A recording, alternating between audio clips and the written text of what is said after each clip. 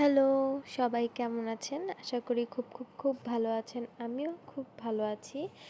আমি গতকাল ডিনারে কি খেয়েছি সেটাই আমি আপনাদের সাথে আরেকটা ভিডিও নিয়ে হাজির হয়েছি।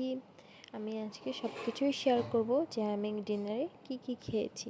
প্রথমেই ছিল হচ্ছে আলু ভর্তা, যেটা কিনা শুধুমাত্র একটু সরিষার তেল, একটা শুকনা মরিচ আর একটু লবণ দিয়ে মেখে তারপরে খেয়েছি। আসলে কি, আমরা তো বাঙালি, আলু ভর্তা আর ডাল হলে এর বেশি আর কিছুই লাগে না।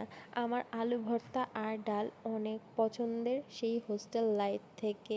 তারপরেই ছিল এই কলমি শাক ভাজা পেঁয়াজ আর রসুন দিয়ে, যেটা কিনা আমি আমার এক বান্ধবীর থেকে শিখেছি। ওরা হচ্ছে উত্তরবঙ্গের মানুষ। এরকমভাবে কলমি শাকটা ভাজে, যেটা আমরা দক্ষিণবঙ্গের মানুষ কিনা এরকমভাবে করি না। কিন্তু আপনারা একটু এরকমভাবে ট্রাই করে দেখবেন, শুধুমাত্র পেঁয়াজ রসুন মরিচ দিয়ে কলমি শাকটা ভাজার, দেখবেন এটার টেস্টটা দুর্দান্ত হয়। তারপরে ছিল হচ্ছে রূপচাঁদা মাছের একটা তরকারি বা ঝোল, যেটা আমি রান্না করিনি, মা রান্না করেছে। তো এটা হচ্ছে আলু টমেটো এবং মটরশুঁটি দিয়ে রান্না করেছিল, আর এটাও খেতে খুব দারুণ লেগেছে। তারপরে ছিল মুরগির মাংস, লাল লাল ঝাল ঝাল মুরগির মাংসের ঝোল দিয়ে ভাত খেতে কে কে পছন্দ করো?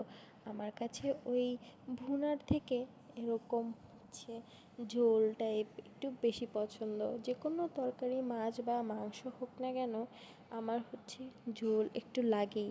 আমি একটা ঝোল লাভার মানুষ বলে কথা।